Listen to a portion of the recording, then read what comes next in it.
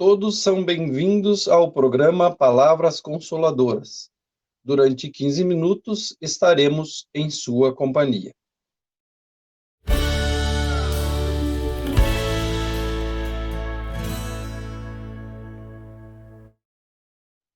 Nosso convidado de hoje é Fabiano Aita. É palestrante do Centro Espírita Alunos do Bem, presidente da AME Caxias do Sul e médico. Seja bem-vindo, Fabiano. Boa noite a todos os espectadores aí pela internet, pelas redes sociais. Eu agradeço muito ao Jair e à UME Caxias do Sul o convite de participar do programa Palavras Consoladoras. E espero juntos, com todos os nossos queridos amigos, refletir essas mensagens do Evangelho do Mestre e nos esclarecer a todas as pessoas. O tema de hoje é os desequilíbrios físicos e espirituais pelo uso de drogas. Quando falamos sobre o assunto do uso de drogas, podemos observar os prováveis desequilíbrios que afetam o indivíduo, comprometendo sua vida num todo. Nesse desafio, olhar para dentro de si e estar consciente dos prejuízos, isso é muito fundamental. No livro Capacitando, que nós usamos no Grupo Apoio Fraterno, na página 89, fala sobre os mecanismos da dependência, onde nos relata a relação dos efeitos fisiológicos e determinadas zonas cerebrais. Assim sendo, então, o Fabiano, o que pode provocar no ser humano como efeito cerebral o uso de substâncias químicas? As substâncias químicas de todas as espécies são usadas pelo ser humano há milênios, desde que a humanidade começou a se formar, como sociedade. E o que se percebeu que sempre esses efeitos que traziam euforia, ou depressão, alívio de dores, alívio, esquecimento de problemas, foi uma motivação para o uso das substâncias químicas, das mais diversas. O que a gente percebe? Claro que o Espiritismo nos auxilia muito nesse entendimento, mas o uso de qualquer substância tem um efeito direto sobre o cérebro e sobre o sistema nervoso central, especialmente em regiões que são responsáveis pelos instintos, digamos, mais primitivos, pelos impulsos mais primitivos. Nós chamamos isso de hipotálamo, tálamo e hipotálamo. Na obra de André Luiz, ele esclarece isso como o primeiro andar da casa mental, onde estaria a sede dos instintos, de tudo aquilo que leva o ser humano a agir por impulsão. Então, quando a gente usa uma substância química, mesmo lícita ou ilícita, nós vamos estar provocando uma descarga nessa região do hipotálamo, que a gente chama isso de sistema límbico, que controla as emoções e a reação que a gente tem às emoções. E essa descarga libera neurotransmissores, substâncias que saem dos neurônios e que levam o impulso nervoso. Esses neurotransmissores, principalmente a dopamina, traz uma sensação de bem-estar, de tranquilidade, de saciedade, alívio, esquecimento de problemas. Isso cria o quê? Cria um reforço positivo. Então, toda vez que eu uso aquela droga, eu tenho uma liberação de dopamina muito grande, essa sensação de bem-estar vem novamente, e assim sucessivamente. Eu crio, então, um ciclo de reforço positivo para a liberação de dopamina nessa região. Também a gente percebe que quanto mais dopamina eu uso, que eu libero com o uso das drogas, de qualquer tipo, substâncias químicas, eu inibo a ação do lobo pré-frontal, da região mais anterior do cérebro. Interessante isso, porque o lobo pré-frontal, segundo a obra de André Luiz e estudos, é onde está localizado o raciocínio lógico, o raciocínio abstrato, aonde eu tenho esse contato com a espiritualidade, com um pensamento mais elevado. Então, esse bloqueio acontece pelo reforço das substâncias químicas na área, né, do tálamo e hipotálamo, do sistema límbico, impedindo, então, né, a ação do lobo pré-frontal e esse contato que eu tenho com os espíritos elevados, com a espiritualidade, com aquilo que é transcendente, com aquilo que me afasta do materialismo, da impulsividade, da animalidade. Então, a gente vê toda essa ação que é muito complexa, né, Jair? Do sistema nervoso central, das substâncias químicas, né, das mais diversas, né? Muito bem. É bom refletir e entender um pouco sobre isso para que tanto os dependentes como os codependentes e todos nós sabermos que qualquer abuso pode provocar essas questões aí cerebrais. No Evangelho segundo o Espiritismo, no capítulo 5, Bem-aventurados os aflitos, nos esclarece sobre como encarar a vida que muitas vezes traz as vicissitudes. E a recomendação é que, com resignação, possamos seguir com serenidade, procurando entender o motivo de estarmos na Terra. Fabiano, como tratar a saúde integral do homem em uma visão sistêmica quanto à automedicação ou uso de drogas, observando a possível abstinência? Muito boa pergunta, Jair. E é importante levar nossos irmãos que nos assistem, né, essa informação. O mundo moderno criou uma necessidade de satisfação. Hoje parece que nós tomamos uma pílula de imediatismo. Então, nós não temos mais tolerância a nenhum tipo de frustração.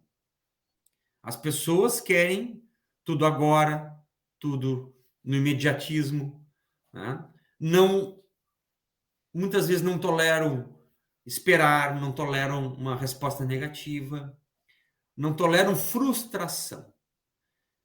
Então, nós criamos um mundo em que a tristeza, a melancolia, mesmo que leve, não é tolerada, né? É uma geração que tem que ser feliz o tempo todo. E aqui a gente tem que entender uma coisa, Jair e amigos. Entender que tristeza faz parte da vida. Frustração faz parte de estarmos encarnados. Nós estamos encarnados num mundo de provas e expiações, em que, nessa escola chamada Terra, as frustrações, os desencantos, os problemas, as adversidades fazem parte do aprendizado. Nós temos que lidar com esses processos, né? Como Emmanuel falava para o Chico, quando ele estava feliz, isso passa. Então, na verdade, a alegria e a frustração são sentimentos do ser humano encarnado, são sentimentos do espírito encarnado.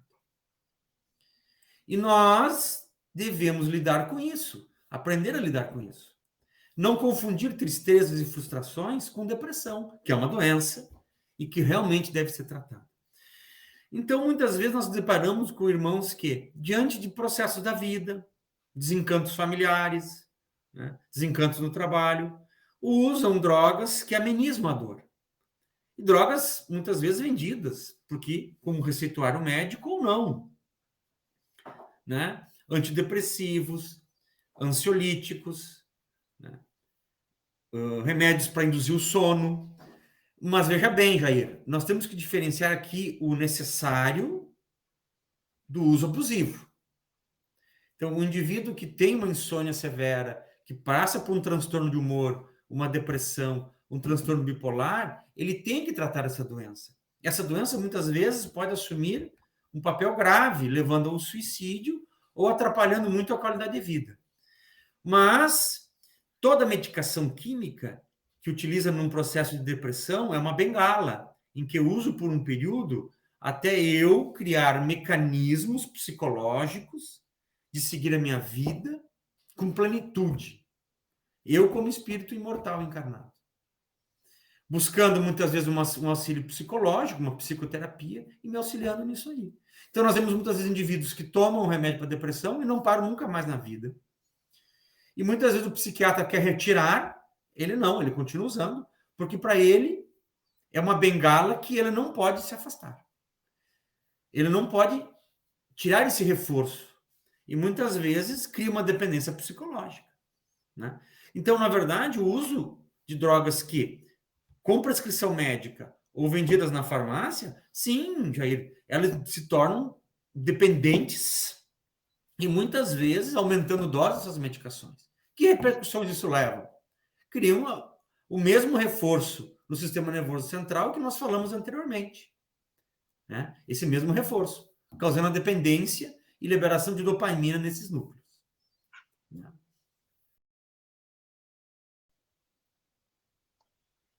No Livro dos Espíritos, na questão 645, ela nos traz, na pergunta e na resposta, reportando ao arrastamento que pode o homem estar sendo influenciado aos vícios. E o que pode resistir, no caso? O que nós podemos resistir a tudo isso? Exercitando a nossa força e a dedicação, dando, em vários aspectos, o bom exemplo, que o bom exemplo é que arrasta. Então, com isso, Fabiano, de que forma as companhias espirituais podem influenciar o indivíduo para o uso de substâncias químicas? Talvez seja, Jair, esse aspecto uma das principais contribuições da doutrina espírita. Quando nos deparamos com a visão materialista da ciência, ela se debruça muito sobre os danos físicos e sociais que a droga e que as substâncias químicas, né, psicoativas, provocam. E danos esses que nós entendemos e sabemos que são muito sérios. Danos físicos no organismo, levando a determinadas doenças, diversas, por sinal. Né? E também os danos que ocasionam na sociedade. Mas quando nós olhamos com o olhar do espírito, da doutrina espírita, nós percebemos que esse indivíduo que é propenso ao vício, ele tem uma carga genética, uma predisposição hereditária. Mas essa predisposição hereditária muitas vezes é provocada por ele mesmo. Porque nós somos herdeiros de nós mesmos na seara das reencarnações. Esse corpo físico que nos apresenta nesse momento é obra da nossa ação, da nossa vontade, a ação do nosso perispírito sobre a matéria. Então, nós produzimos esse corpo físico. Porque ele é um molde do nosso espírito. Desculpe, ele é moldado pelo nosso perispírito.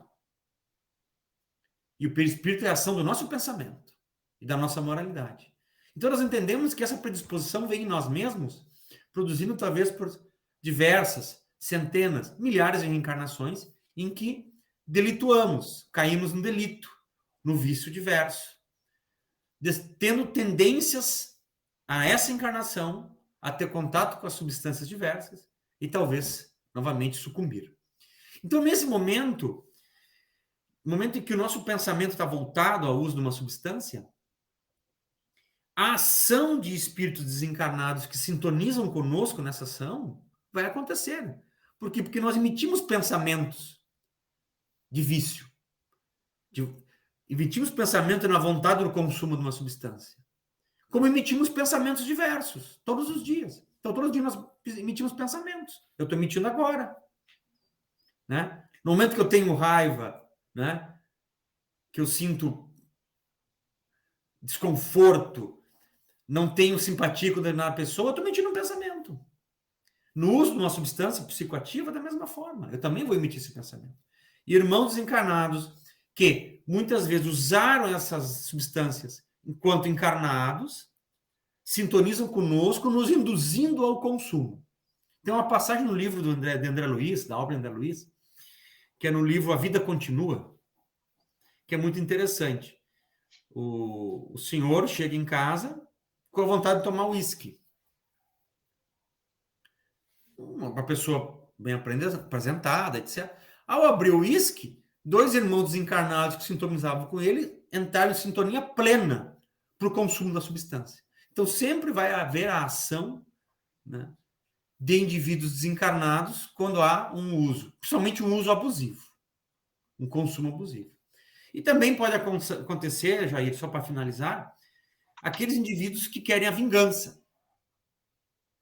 Aqueles irmãos desencarnados que querem se vingar especificamente de uma pessoa, de um irmão, né? E por vingança, sabendo que induzindo o vício, esse irmão vai cair na dependência grave e talvez desperdiçar a encarnação, eles muitas vezes ou fazem isso, não tanto pelo consumo, né, em conjunto da substância, pelas emanações do consumo, mas induzindo esse irmão à queda, né? Desestruturando muitas vezes um ambiente familiar, desestruturando o ambiente que ele está vivendo, fazendo dessa forma ele cair na queda novamente, né? E no uso dessa substância psicoativa, substância química, que ele tem tendência ao abuso, né?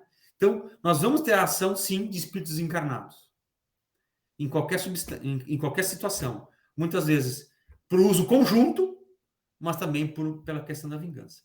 E finalizando, como você mesmo falou, o tratamento do mais em diversas instâncias, com psicoterapia, com drogas de apoio, né, com grupos de apoio, como apoio fraterno, né?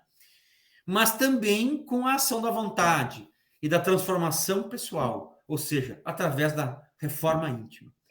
Aquele indivíduo entendendo que está no comportamento abusivo e buscando a autotransformação, né?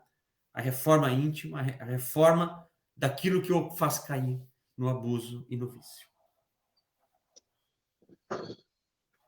Muito bem. Quando tu falava aí sobre esse livro que fala sobre essa influência dos espíritos, tem também no YouTube, para quem quiser conferir, o vídeo Espírita Sozinho.